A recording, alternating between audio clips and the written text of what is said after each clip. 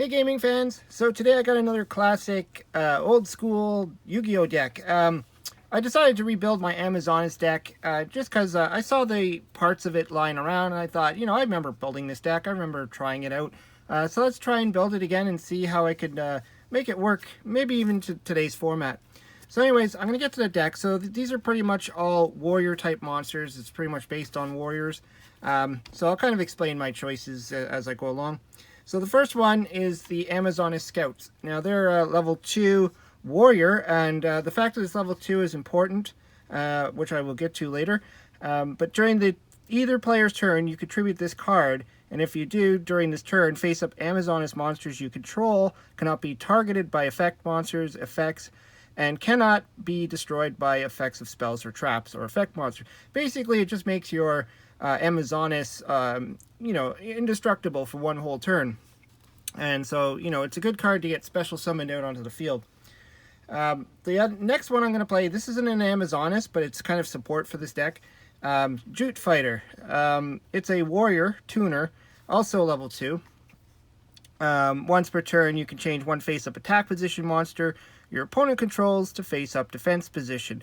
I'm not sure if you could do this I think you have to do it on your turn, but unless there's been some errata on it. But it's mainly in here because it's a level 2 and it's a tuner and it's a warrior, so that's why it's in here.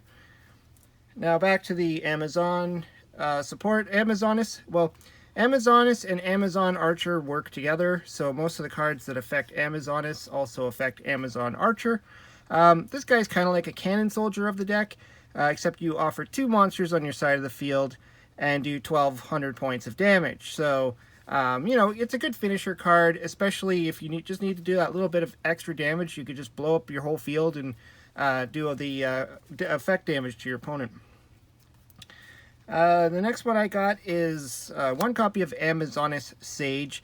So if this card attacks like one spell or trap card your opponent controls and destroy it, not overly exciting, but it might help to get rid of some kind of annoying spell or trap your opponent has. The other one that I want to show here is Amazonas Trainee. So this is kind of an interesting monster. Monsters destroyed by a battle with this card are returned to the bottom of the owner's deck instead of being sent to the graveyard, which can really disrupt a lot of strategies. And if this card destroys an opponent's monster by battle, this card gains an additional 200 attack. So it gets bigger and bigger. So it's kind of cool. I like it. And, just being able to shuffle something or put something into the deck rather than throwing it into the graveyard, so your opponent can't reuse that monster or get any monster effects that happen in the graveyard. Then I just threw these guys in, or girls. Amazonas Paladin. Increase the attack of this monster by 100 points for each monster on your side of the field that includes Amazonas or is named Amazon Archer, which is this guy, girl. I think they're all women. Anyways, yeah. So it's pretty much just a beat stick of the deck. It just gets bigger if there's more Amazonas on the field. And then this is the one I kind of built the deck around, sort of. Maybe. But this is Amazonas Swordswoman. And your opponent takes all battle damage, pretty much, that you would take from this card. So if your opponent attacks this with something huge, they're going to take the battle damage, not you. So it's kind of neat. You can also ram it into a big monster, which I'm going to show you a card that I use for that. And the last one is one Amazonas Chainmaster. I almost hesitated not to play this card. At first I was going to play 3 of them, and I thought, no, maybe 2. And then I brought it down to 1. This is an interesting card. So when this monster is destroyed as a result of battle and sent to the graveyard, you could pay 1,500 life points, look at your opponent's hand, select one monster from it, and add that card to your hand. Good and bad. I mean, your opponent will know it's going to happen, so they'll prepare for that. They're obviously not going to let you take their best monster. But, it's just something that you might want to do on your turn. You might take them off guard by summoning it, ram it into something huge, and steal a monster. There's also the downside that they might not even have a monster in their hand, which makes this really useless, and you're going to lose 1,500 life points. So I threw it at 1 just to have some fun with it. And that's it for the monster count. So let's go to the spells. So obviously, this is an all warrior deck pretty much. So we got reinforcements of the army. So you're only allowed one per deck, so I put one in the deck. The next one is Scapegoats, which is really here for a defense, but it's also offense in this deck. And what I mean by that is your Amazoness Archer, this person here, she can turn those tokens into damage. So tribute 2 monsters on your side of the field for 1,200 points of damage. You get 4 monsters with Scapegoat, so you can do 2,400 damage just from that alone. That's why it's really in there. Kind of a finisher as well. This is the combo spell that I kind of came up with, and I'm thinking with your Amazon Swordswoman.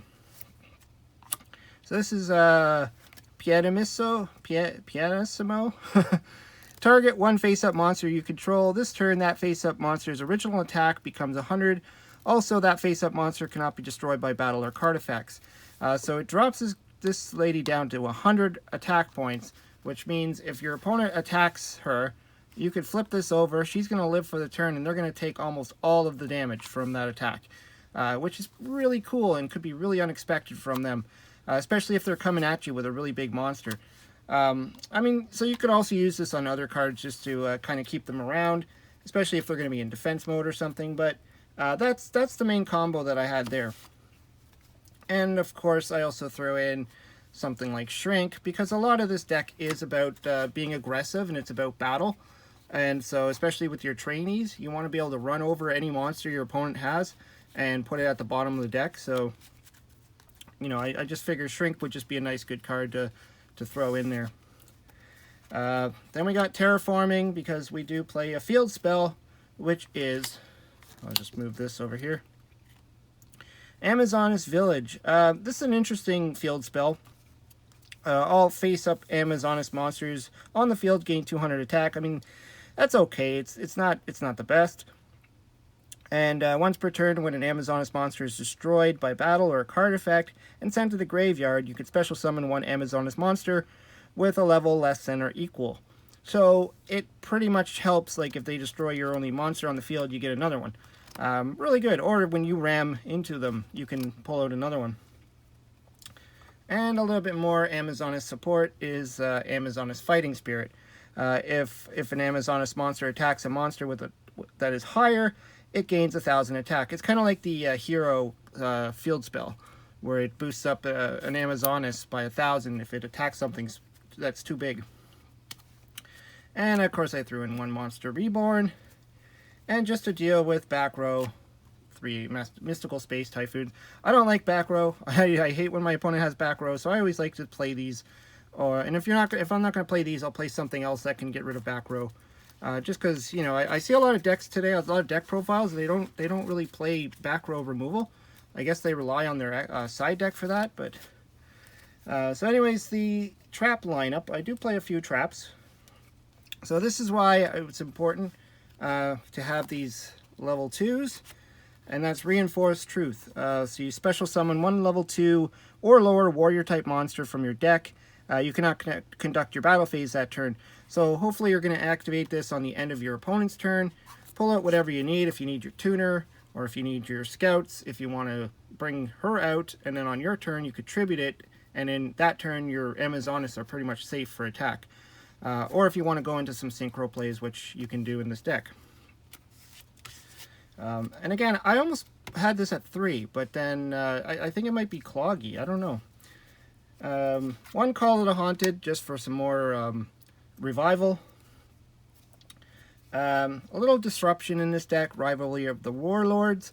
You could also use Gozen Match because they're all Earth, but I decided on this because it's just easier for some of the extra deck cards I might be using.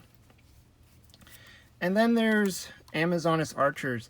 I remember this was the card that was always what the deck was based on, and this can pretty much create an OTK as well.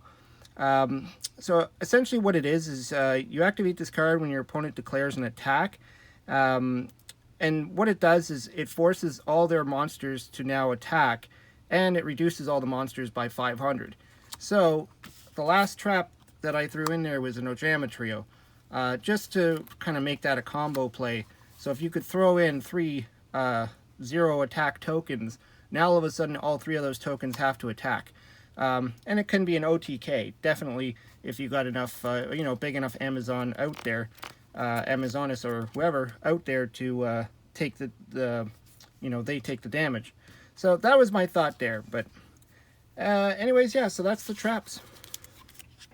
Now on to, well, I didn't build a full extra deck because, I usually leave the extra deck open for people to, build their own, because I don't have a lot of the great new extra deck support card, but definitely need something like Goyo Guardian, because you can go into it. It's a 6, and that's what you're going to usually go into in this deck. So you can go into a 4 and a 2 is a 6, but you can also get out the Scouts and your Jute Fighter and one of your level 4s to go into an 8. So it is possible to go into 8 in this deck as well.